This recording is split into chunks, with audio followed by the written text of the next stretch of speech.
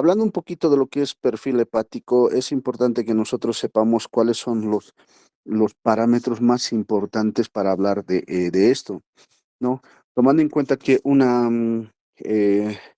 la patología hepática se manifiesta fundamentalmente con una manifestación clínica que es la ictericia, ¿ya? La ictericia como tal se le conoce como la coloración amarillenta de la piel y mucosas, ¿ya? Y esto generalmente se va manifestando mayor a 2 mg/dl en piel y fundamentalmente en mucosa, ¿ya? Cuando ya tenemos mayor a 5 mg/dl, ya se encuentra generalizado, ¿ya? Y se habla que mayor a 10 mg/dl se debe sospechar una causa neoplásica, ¿ya? Entonces, estos son algunos parámetros que vamos a ir tomando en cuenta en el entorno cuando hablamos de manera general, ¿ya?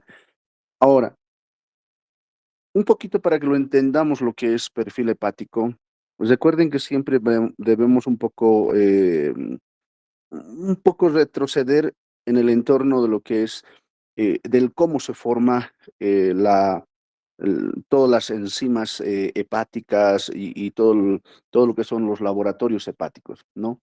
Y en este punto vamos a ir hablando primero, ya, y eso en la anterior lo habíamos repasado con cada uno de ustedes, ya, tomando en cuenta que el metabolismo empieza a nivel de lo que es el sistema retículo endotelial, ¿no? Es donde prácticamente en el vaso, donde prácticamente todo lo que es los glóbulos rojos al cabo de los 120 días, ya, al cabo de los 120 días de haber cumplido, 120 días de haber cumplido su función, se recicla en el sistema retículo endotelial, ¿ya? Este glóbulo rojo, primero, eh, empieza a lisarse y libera simplemente lo que es la hemoglobina. La hemoglobina como tal va a tener esa probabilidad o esa posibilidad de desdoblarse en 2 elementos, lo que es la globina, ¿ya? Y lo que es el grupo hemo, ¿ya? Para nosotros un poquito, para entenderlo mejor, el grupo hemo es el que no sirve en el entorno de lo que es, eh, la parte la parte del metabolismo, ¿no? Ahora, y otro aspecto más. Sí, perdón, voy a volver a dibujar. Quizás no voy a dibujar tal cual es, pero primero recordemos que eh, el tubo digestivo o el aparato gastrointestinal tiene múltiples funciones. Entre estos vamos a hablar que la globina, una vez se llega a desdoblarse, esta es vuelta a ser reciclado hacia el hígado, ¿no? Para volver a cumplir nuevamente su función. Pero sin embargo, el grupo hemo va a tener esa posibilidad de transformarse en otra sustancia, que es la biliverdina, que es una sustancia precursora de lo que es la bilirrubina indirecta o bilirrubina no conjugada, ¿ya? El grupo hemo, por acción de una enzima que se denomina hemoxidasa, lo transforma a biliverdina. Y la biliverdina, por acción de la biliverdina reductasa, se transforma en bilirrubina indirecta. Todo esto ocurre en el sistema retículo endotelial. Pero sin embargo, nuestro organismo lastimosamente tiene una particularidad, ¿ya? Que no tiene esa probabilidad de transportar la bilirrubina indirecta a través del torrente circulatorio, debido a que la bilirrubina indirecta es una sustancia hidrofóbica.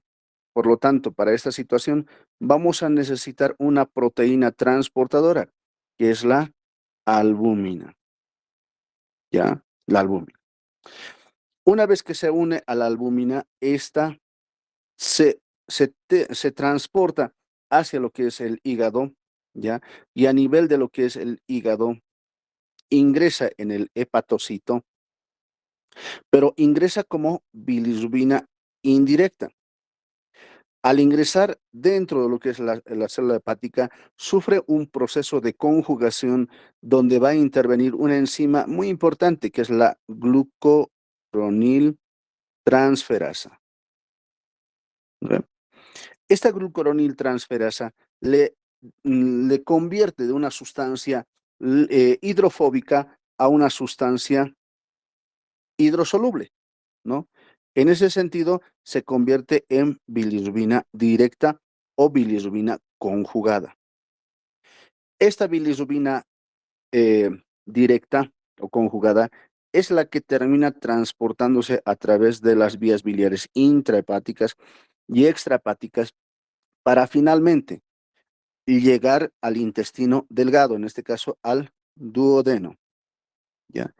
A nivel duodenal, por acción de múltiples mecanismos y fundamentalmente el mecanismo bacteriano, esta bilirrubina directa se transforma en urobilinógeno, ¿ya?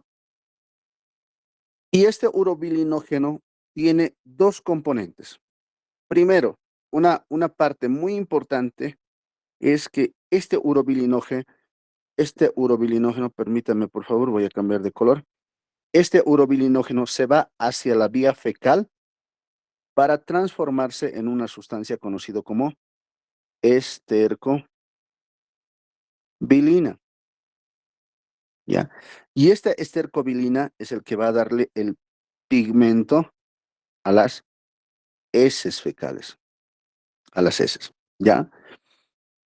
Un gran porcentaje de lo que es las bilirrubinas directas, transformados en urobilinógeno, es vuelto a ser reabsorbido hacia la circulación enterohepática, ¿ya? A través de lo que son las venas portas, tributarias de la vena porta, y de ahí llega hacia el corazón, del corazón al pulmón, del pulmón hacia lo que es el corazón nuevamente y finalmente llega hacia el torrente circulatorio. En el torrente circulatorio lo bombea hacia lo que es la circulación sistémica, donde finalmente nuestro organismo, a través de lo que es la vía renal, empieza a filtrar, ¿ya? Y este urobilinógeno, urobilinógeno, se transforma en urobilina, ¿ya? Esta urobilina tiene dos misiones, ¿ya? La primera es estimular sobre lo que es las células yuxtaglomerulares para la producción de lo que es la eritropoyetina, ¿ya? Eritropoyetina que a la larga va, va a producir un estímulo sobre lo que son los huesos largos, donde tiene un mayor componente de lo que es la médula ósea, para estimular nuevamente lo que es sobre la médula ósea, y producir lo que es la eritropoyesis, ¿ya? Y esta eritropoyesis generan glóbulos rojos maduros que van a ir cumpliendo su función durante 120 días, ¿ya? Entonces, esa es la función, esa es la fisiología. Pero sin embargo, la urobilina también va a llegar a producir un aporte sobre el pigmento urinario, ¿no? En realidad, esa urobilina es el que va a darle el pigmento a la orina. ¿Está bien? Entonces, esa es la fisiología normal, ¿no? Y de ahí un poco nos vamos a ir recordando, ¿ya? Eh, cuáles son las causas por las que el paciente puede llegar a producirse o puede llegar a manifestarse con una clínica de ictericia, ¿no? Tomando en cuenta que la ictericia fisiopatológicamente se divide en tres, ¿ya? Primero hablamos una ictericia prehepática, ¿ya? Eso significa que nuestros pacientes van a llegar a tener un cuadro, ¿ya? Asociado a antes de llegar al hígado esa sustancia, ¿ya? Entonces, eso es prehepático. Ahora, el entorno prehepático está estrechamente ligado, ahí un poquito más lo voy a alargar, por favor, muchachos, ¿ya? El prehepático especialmente está atado a lo que es a la lisis del eritrocito, o sea, es decir, a la destrucción excesiva de los eritrocitos, ¿ya? Ahí vamos a ir mencionando uno por uno. ¿Cuáles son las causas que van a llegar a producir la destrucción excesiva del eritrocito y fundamentalmente sobrecargando el sistema retículo endotelial, ¿no? Una de las primeras causas, siempre vayamos desde el entorno del nacimiento, la primera causa va a ser una hematopoiesis ineficaz, ¿ya? La segunda causa va a ser algunas asociadas al tipo de factor o grupo sanguíneo, en este caso las incompatibilidades sanguíneas, ¿ya? Otra de las causas va a ser la reabsorción de hematomas. Otra de las causas de origen prehepático donde se llegan a producir gran lisis es el proceso de sepsis, ¿no? Sepsis, por ejemplo, la sepsis que hace las interleuquinas 3, 1, 6 y el factor de necrosis tumoral alfa producen una lisis, un debilitamiento de la membrana celular eritrocitaria y esto hace que acorte su tiempo de vida media. Por lo tanto, esto va a producir una aceleración de la destrucción del eritrocito provocando ictericia de origen séptico, ¿no? Las otras causas también pueden estar asociadas a enfermedades, como ser la malaria, ¿no? La malaria, como ustedes saben, llega a producir una gran destrucción del eritrocito, ¿ya? Debido a que la malaria se mete dentro de lo que es el eritrocito para poder replicarse y esta lo hace eclosionar. Y otras enfermedades también como ser la leucemia en ocasiones, ¿no? Entonces, son causas que van a llevar a llegar a acelerar el proceso de destrucción del eritrocito, ¿ya? Vamos a ir construyendo un poquito más allá, ¿ya? Ahora, ¿cuáles son las causas de origen hepático? Es decir, una ictericia de origen hepático. Generalmente el proceso de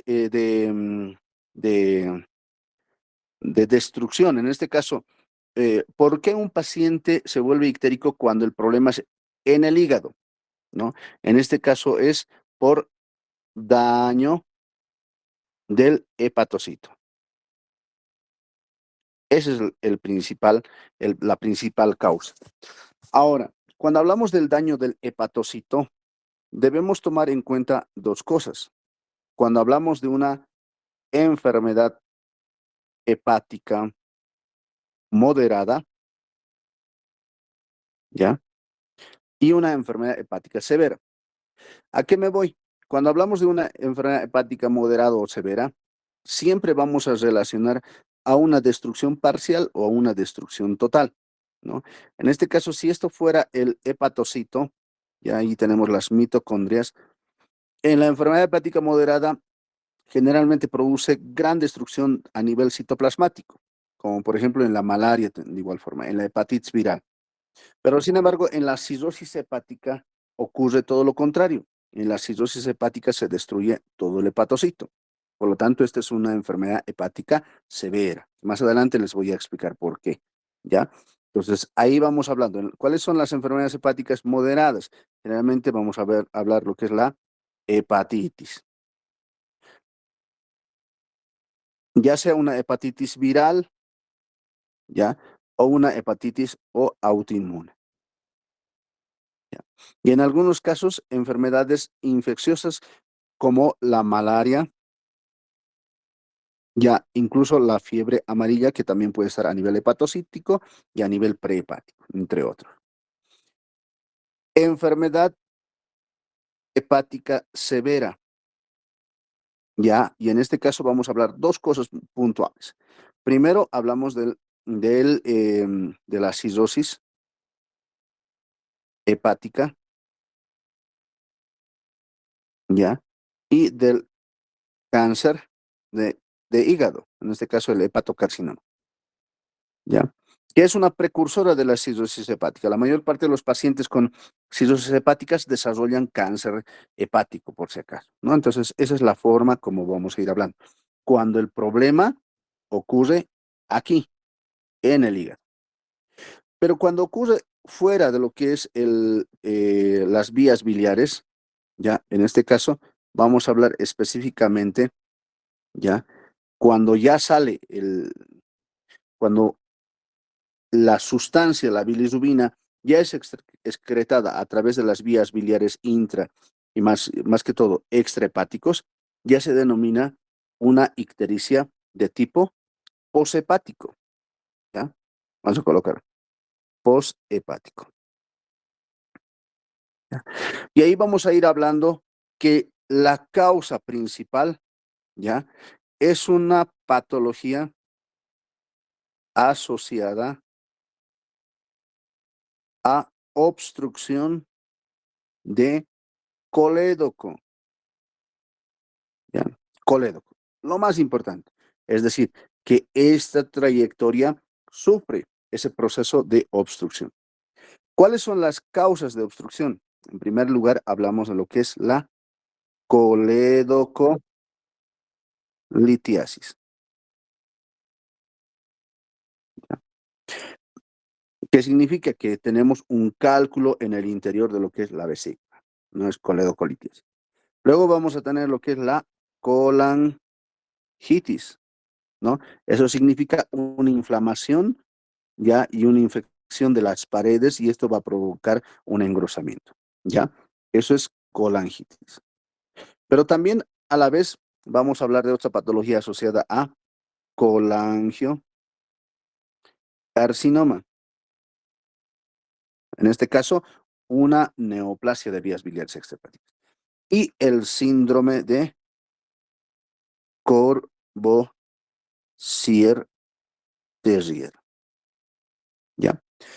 Bueno, esas son las patologías que van a llegar a producir ictericia y las causas. Lo voy a subrayar ahí está, ¿ya? Ahora, ¿qué tiene que ver esto con el laboratorio? ¿Ya? Acá nos vamos a un poquito construir un pequeño esquema, ¿ya? Si no pueden ver, por favor, me dicen nomás, ¿ya? Eh, Vamos a ir un poco recordando cuáles son los laboratorios considerados perfil hepático, ¿ya? En primer lugar, vamos a tener lo que son las bilirrubinas, perdón, bilirrubinas indirectas, ¿ya? Tomando en cuenta que las bilirrubinas indirectas, su valor normal, ¿ya? Valor normal va a estar en un rango menor a 0,7 miligramos de cilitro, ¿ya? Luego viene lo que son las bilirrubinas directas, ¿ya? Lo que les hablaba anteriormente. Y esto generalmente debería estar menor a 3 miligramos de cilitro. Después de esto, tenemos a lo que son las enzimas hepáticas propias del hígado. En este caso, las transaminasas, ¿ya? Que es la AST, aspartato aminotransferasa, y la alanino aminotransferasa, GPT y GOT, ¿no?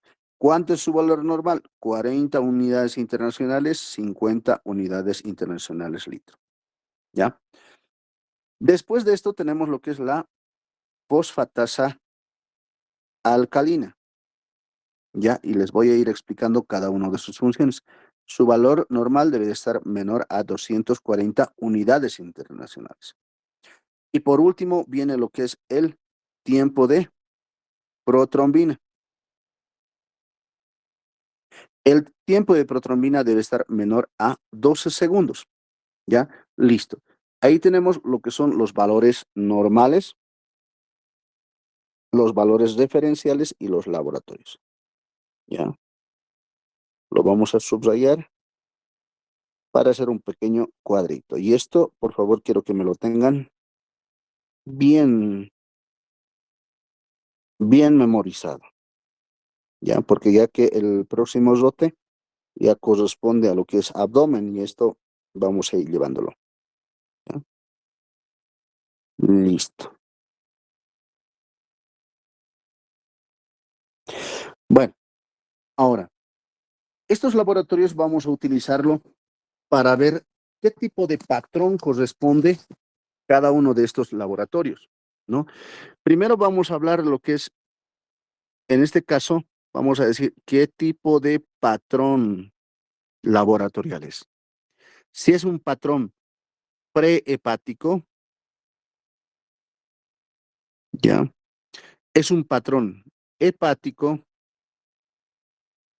y es un patrón poshepático, ya. Esos son los tres aspectos que debemos determinar con este laboratorio. ¿Está bien? Entonces, ya habiendo explicado inicialmente cuál era las características de lo que es la bilirrubina, ¿ya?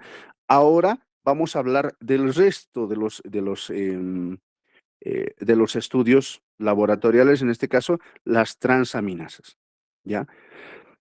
Hablando un poquito de las transaminasas, ¿de dónde vienen lo que son las transaminasas? ¿Ya? ¿Qué son las transaminasas? Y eso, por favor, muchachos, deben repasar bien, porque esto ya ustedes han llevado en bioquímica, ¿no? Voy a dibujar un hepatocito, quizás no sea como se ve en el libro, ¿ya? Pero en este caso vamos a hablar que las transaminasas son, eh, eh, son enzimas que van a coadyuvar en el metabolismo hepático y que son propios del hígado, ¿no? Entonces, un ejemplo, lo que siempre íbamos hablando. Cuando nosotros ingerimos glucosa, ¿ya? Esta glucosa entra primero a la vía anaerobio, ¿ya? Y llega a convertirse ¿en qué? Llega a convertirse primero esta glucosa se convierte en piruvato, ¿ya? Piruvato o ácido pirúvico. Y este ácido pirúvico se transforma en otra sustancia, que es la acetilcoenzima A, ¿ya? Y la acetilcoenzima A tiene como función ingresar hacia la mitocondria. Y en la mitocondria, ya lo voy a amplificar un poquito aquí, muchachos, por favor, ya, entra de un ciclo denominado el ciclo de Krebs. ¿Vale? El ciclo de Krebs tiene la función de formar a partir de estos sustratos ATPs, ATPs, ATP, perdón, ATPs. Estos ATPs en 2 vueltas van a dar entre 36 a 38, ¿no? Pero sin embargo, en cada uno de estos puntos, vamos a rayar solamente 2, tenemos 2 elementos, el alfa-cetoglutarato, ¿ya? Y el oxalacetato, ¿ya? Estos sustratos que corresponden a al ciclo de Krebs van a llegar a participar de una peculiar metabolismo. En este caso, ya, pasa que el oxalacetato, el alfa-cetoglutarato, incluso el piruvato, ¿ya? Estas 3 sustancias van a convertirse en aminoácidos, ¿ya? Como también los aminoácidos se pueden llegar a convertir en oxalacetato, alfa-cetoglutarato y el piruvato como para, tratar de metabolizar lo que es de aminoácidos a azúcar y de azúcar a aminoácidos. Pero en este punto existen estas vías se denominan proceso de transaminación o denominado la gluconeogénesis. En la gluconeogénesis, a nivel citoplasmático, fundamentalmente en relación al piruvato, participa lo que es la ALT, la alanino aminotransferasa, convirtiendo piruvato en alanina, ¿no? Como también el alfa-cetoglutarato y el oxalacetato por la participación de la AST, la aspartato aminotransferasa, ¿ya? Se convierte en glutamato y en aspartato, ¿ya? Entonces, ahí es donde participa esto. Entonces, como se darán cuenta, ¿no? Las sustancias, en este caso las enzimas hepáticas, en mayor concentración, la ALT tiene mayor presencia, ¿ya? Es mayor en el citoplasma, ¿ya? Citoplasma. Sin embargo, la AST se encuentra mayormente en la mitocondria, ¿ya? Como también la AST está presente mayormente, mucho más en el núcleo, ¿ya? Entonces, aquí va a estar ALT, perdón, aquí va a estar ALT y aquí va a estar AST, ¿ya? Y acá también va a estar AST, ¿ya? Entonces, desde este punto de vista, es lo que les decía anteriormente. ¿Qué pasa cuando nosotros simplemente dañamos lo que es el el citoplasma? Ocurre una enfermedad hepática moderada, ¿no? ¿Cuáles son las causas? Hepatitis viral, autoinmune, malaria y otros. ¿Qué es lo que va a eliminar más? La alanino aminotransferasa, mucho más que la AST. Pero, ¿qué sucede cuando esa célula es atacada en toda su integridad y no solamente destruye lo que es el citoplasma, sino también núcleo? Va a llegar a producir una enfermedad hepática severa. Por lo tanto, laboratorialmente se va a manifestar mucho más con AST que con ALT, ¿ya? Entonces, todavía no lo estoy terminando de explicar, simplemente quiero que recuerden esta situación. Primero, las transaminasas son meramente a nivel del núcleo, no se olviden eso, ¿ya? Después de las transaminasas, vamos a hablar de lo que es la fosfatasa alcalina, ¿ya? Luego vamos a hacer la lógica y vamos a llenar ese cuadrito, muchacho, ¿ya? Entonces, la fosfatasa alcalina principalmente cumple la función de monitorizar o es la responsable del, del control metabólico a nivel de las vías biliares, ¿no? Mientras las vías biliares sean más pequeñitas, ¿ya? En este caso, las vías biliares intrahepáticos existen menor concentración, ¿ya? Pero sin embargo, en las biliares, vías biliares extra, extrahepáticas, ¿ya? Son de mayor concentración, ¿ya? Entonces, ahí les voy a dar un pequeño ejemplo que generalmente siempre les manejaba. A ver, cuando hablamos de cuando las vías biliares, por ejemplo, por alguna situación están congestionadas o están obstruidas por un cuadro inflamatorio, por cualquier situación, ¿ya? las vías biliares al inflamarse van a empezar a liberar fosfatasa alcalina. Pero la fosfatasa alcalina, cuando son intrahepáticos, generalmente son menores, porque la concentración de esta sustancia es menor en las vías biliares intrahepáticas. ¿Ya? A diferencia, cuando ataca a una vía biliar extrahepática, como en la coledocolitiasis, la fosfatasa alcalina se eleva mucho más, ¿no? En otras palabras, por ejemplo, si yo tuviera, como ustedes lo conocen en la UPEA, tenemos varias calles aledañas donde las movilidades circulan, ¿no? No es lo mismo, por ejemplo, bloquear una pequeña calle donde el congestionamiento va a ser menor que bloquear lo que es la avenida Juan Pablo II, que el congestionamiento va a ser mucho peor. En un callejón, en una calle pequeña, habrá, digamos, máximo unos 10 o 20 autos bloqueados, pero sin embargo, en la avenida Juan Pablo II pasará pues por encima de 100. Esa es la diferencia. Entonces, cuando existe una vía biliar intrahepática obstruida, ¿ya? Generalmente las vías biliares, la fosfatasa alcalina se eleva, pero no de manera visible. Sin embargo, cuando hay una obstrucción a nivel de las vías biliares extrahepáticas, la fosfatasa alcalina se eleva 5 veces más a su valor normal.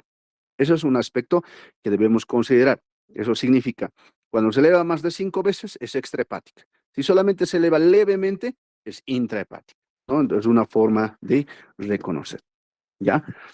Y por último, vamos a hablar de lo que es perdón,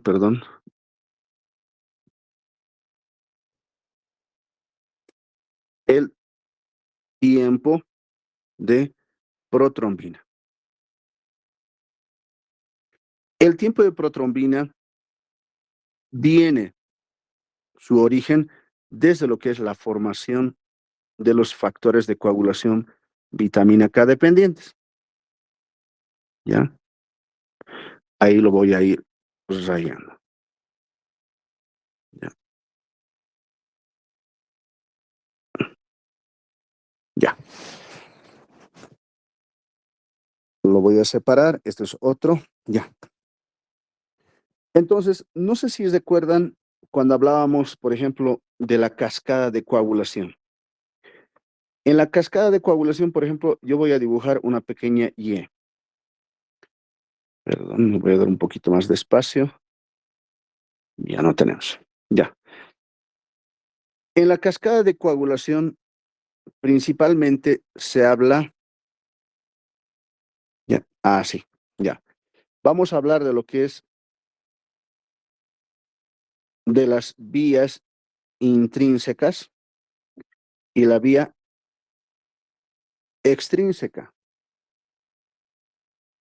Estas dos vías se estimulan a través de una noxa, de una lesión. Por lo tanto, ya sea activemos la vía intrínseca o extrínseca, siempre vamos a terminar activando lo que es la vía común. Y la vía común tiene por objetivo final, ya primero, producir lo que es el fibrinógeno, ¿ya? Y el fibrinógeno va a dar lugar perdón, a la fibrina, ¿ya? Ahora, desde el momento que se produce el estímulo de la vía intrínseca o extrínseca, hasta el momento que se llega a producir el fibrinógeno, se llama tiempo de protrombina, ¿ya? Y esto debe ser menor a 12 segundos, generalmente. Pero en este proceso hay una particularidad, que las vías o la cascada de coagulación necesita 4 sustancias fundamentales que se denominan factores de coagulación vitamina K dependientes. Estos factores de coagulación vitamina K dependientes, ¿ya? Primero tenemos en la vía intrínseca el factor 9, ¿ya? El factor 9 se encuentra en la vía intrínseca. Luego tenemos el factor 7, el factor 10, ¿ya? Y el factor 2, como podrán ver. Entonces, les voy a colocar aquí el 2, ya, el 7, el 9 y 10 son denominados factores de coagulación vitamina K dependientes, lo cual significa que necesitamos vitamina K para formar esos factores de coagulación, ¿no? Entonces, la principal explicación es de dónde obtiene vitamina K, ¿ya? Es decir, que si bien está acá nuestro hepatocito, ¿ya? La, este hepatocito para formar los factores de coagulación necesitan, sí o sí, vitamina K. Esa vitamina K es absorbida a nivel intestinal por la dieta. Lastimosamente, nuestra, la vitamina K es denominada una sustancia hidrofóbica. Por lo tanto, necesita un transportador y esos transportadores son las sales biliares. Estas sales biliares les rodean de esta manera, ¿ya? A la vitamina K, lo cual va a permitir que se absorba, ¿ya? De manera regular y se llegue a formar lo que es los factores de coagulación, vitamina K dependientes, haciendo que el tiempo de protrombina sea menor a 12 segundos. Pero, ¿qué sucede cuando esta llega a tener una obstrucción, por ejemplo, una coledocolitis en este punto? Esto va a provocar que prácticamente, ¿ya? Nuestro organismo ya no logre, perdón, ya no logre formar, primero, ya no logre absorber lo que son la vitamina K. La vitamina K prácticamente al no ser rodeado de lo que son las sales biliares, son desechados, ¿ya? Y esto va a provocar que el tiempo de protrombina no llegue a producirse rápidamente a su forma de fibrinógeno, ¿ya? Es decir, que en vez de tardar 12 segundos, empieza a tardar mayor a 12 segundos, ¿no? Es como decir, si a uno de ustedes, por ejemplo, les digo, ya, vayan a comprar una salteña a la parte posterior, a la sucre B, que yo invito, entonces, obviamente, la persona que va a ir va a correr y vamos a medir, por ejemplo, unos 20 minutos entre ida y vuelta, ¿no? Pero resulta que su compañero me va a decir, doctor, le cuento que no hay salteñas aquí, se ha acabado, pero yo los estoy invitando, tienen que ir a comprar. Su compañero va a ir a comprar sí o sí, pero va a ir hasta el multicine. Al regresar va a llegar con las salteñas. Lo está teniendo. ¿Cuál es la diferencia? Simplemente el tiempo. Lo consigue, pero va a aumentar más el tiempo de espera. Lo mismo ocurre en este punto. Si bien no existe una absorción de vitamina K a nivel intestinal producto de esta obstrucción, nuestro organismo va a buscar reservas de vitamina K y esas reservas de vitamina K lo van a utilizar para generar factores de coagulación vitamina K dependientes. Pero sin embargo, en este caso va a llegar a prolongarse en el tiempo. En todo proceso obstructivo, por si acaso, se prolonga el tiempo de protrombina, ¿ya? Ese es un aspecto que debemos tomar muy en cuenta. Ahora, con todo lo que ya les he explicado, construyamos nuestros resultados de laboratorio. En un patrón prehepático, ¿cuál tiene que ser la característica? ¿Ya? Estamos hablando de todo este segmento, ¿ya? De todo ese segmento. ¿Cómo estará la bilirrubina indirecta? Muy elevado, ¿ya? ¿Cómo estarán las bilirrubinas directas? Levemente elevadas, ¿ya? ¿Cómo estarán las transaminasas? Fíjense, si estoy diciendo que existe una destrucción antes de llegar al hígado, o sea, no compromete el hígado, por lo tanto, al no comprometer hígado, no va a comprometer tampoco el hepatocito. Por lo tanto, en esta situación, ya en el patrón prehepático va a estar normal, ¿ya? y la ALT de igual forma. Fosfatasa alcalina generalmente se produce por una destrucción de las vías biliares intra y extrahepáticas. En este caso, al no existir una lesión propia en las vías biliares, porque es prehepático, obviamente también va a estar normal. Al no existir una obstrucción clara de las vías biliares y de la circulación enterohepática, el tiempo de protrombina va a estar normal. Ese es el patrón correcto, ¿ya? Ahora, nos vamos al patrón hepático. Ahí sí debemos analizarlo bien. Estamos diciendo que el problema está aquí, ¿ya? Ahí, ¿ya? Significa que nuestro problema radica acá, ¿ya? En el hígado, ¿ya? Entonces, cuando ocurre esto, ya engloba lo que es vías biliares intrahepáticas, hepatocito, ¿ya? Y obviamente también el metabolismo de las bilirrubinas.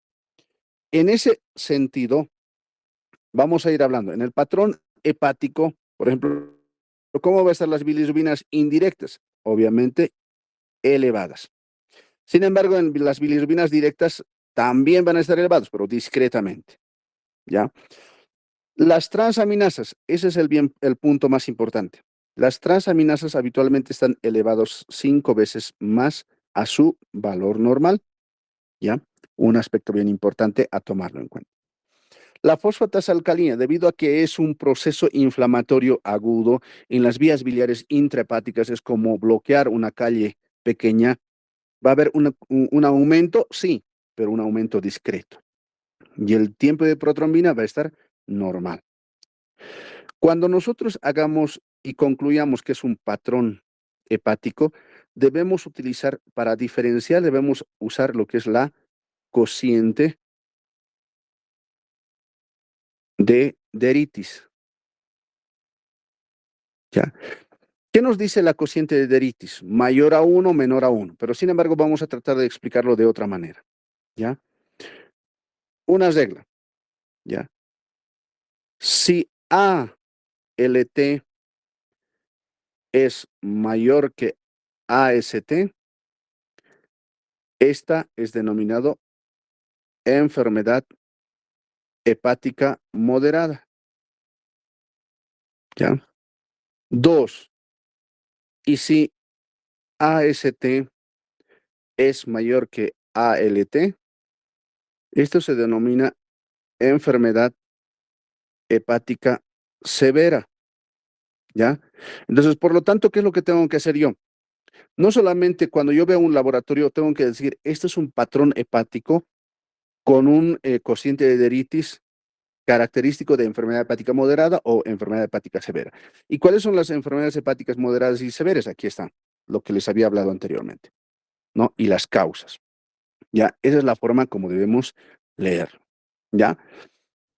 En el patrón poshepático, prácticamente en el patrón poshepático ocurre un problema, perdón, en vez de resaltar, el problema radica acá, en las vías biliares, ¿ya? Entonces, una de las causas, como les decía, es la coledocolitiasis, ¿ya? La coledocolitiasis se caracteriza, aquí lo voy a colocar 1, 2, 3, 4. La coledocolitiasis también se produce en el síndrome ictérico obstructivo. Y ahí vamos a hablar, por ejemplo, del por qué se habla del síndrome ictérico obstructivo, que se caracteriza por ictericia, ¿ya? Primero, ¿por qué ictericia? Porque al existir aquí un cálculo, todo lo que es la bilirrubina se va a congestionar y se va a ir hacia el torrente circulatorio, va a ir aumentando más hacia el torrente circulatorio esa cantidad, ¿no? Produciendo ictericia, ¿ya? Sin embargo, esa cantidad excesiva de bilirrubinas va a llegar a filtrarse a través de la orina y esto va a provocar un aumento de la producción de la urobilina, produciendo coluria, ¿ya? Coluria. Por otra parte, en la vía fecal como está existiendo una obstrucción, ya no existe urobilinógeno. Y como no existe urobilinógeno, ya no va a existir estercobilina. Y como no hay estercobilina, va a haber ausencia del pigmento de las heces, produciendo lo que es la acolia. ¿Ya? Acolia. Listo. Esa es la triada del síndrome ictérico obstructivo, que es característica de coledocolitiasis. En el punto 2, que es colangitis. En la colangitis existen dos particularidades. Primero se habla de lo que es la triada de Charcot. ¿Ya? La triada de Charcot está caracterizado por fiebre, ictericia y dolor en hipocondrio derecho. Eso es triada de Charcot, una colangitis moderada. Sin embargo, en algunos casos puede presentarse lo que es la pentada de Reynolds.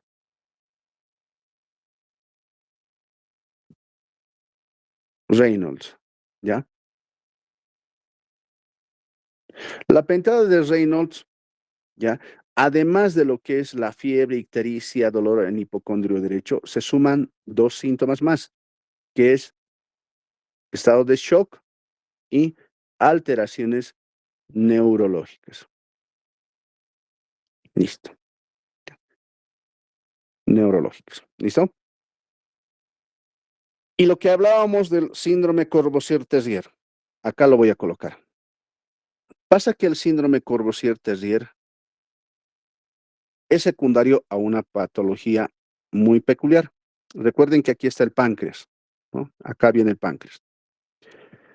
Pasa que cuando un paciente se encuentra con una neoplasia, fundamentalmente a nivel de la cabeza de páncreas, ¿ya? ¿Ya? Va a ocasionar un cuadro de crecimiento de la cabeza de páncreas, provocando una obstrucción de la vía biliar principal, ¿ya? Entonces, ¿qué es el síndrome de Courvoisier-Terrier? ¿Ya? Ahí vamos a colocar. Voy a colocar con este color. 4. El síndrome Courvoisier-Terrier es una obstrucción extrínseca del colédoco secundario a cáncer de cabeza de páncreas. ¿Ya? Entonces, esas son las causas. Ahora, construyendo un poquito dentro de nuestra tabla, en el posthepático también existen las bilirrubinas indirectas elevadas, pero no tanto. En este caso va a haber bilirrubinas directas mucho más elevadas. ¿Ya? Sin embargo, las transaminasas se encuentran levemente elevados, pero las fosfatasas alcalinas, como les decía, es una obstrucción de vías biliares extrahepáticas, es como una avenida. Va a haber mayor congestionamiento. Por lo tanto, en este caso va a haber más elevado lo que es la fosfatasa alcalina, ¿ya? Y cuando hablamos de una coledocolitiasis, lo que les decía, ¿no? Va a provocar una disminución de absorción de vitamina K. Por lo tanto, el tiempo de protrombina va a estar prolongado. ¿Está bien? Entonces, eso es la clase del día de hoy, jóvenes. Esto es lo que nosotros debemos aplicarlo, este cuadrito. Pero sin embargo, a ver, esto en un momentito se los voy a mandar a través de Telegram para que lo sigan repasando y asimismo también esta clase lo voy a subir a este medio. ¿Está bien? Bueno, chicos, eso es todo en cuanto a la clase. ¿Alguien tiene alguna duda, pregunta, inquietud? ¿O quedó todo claro?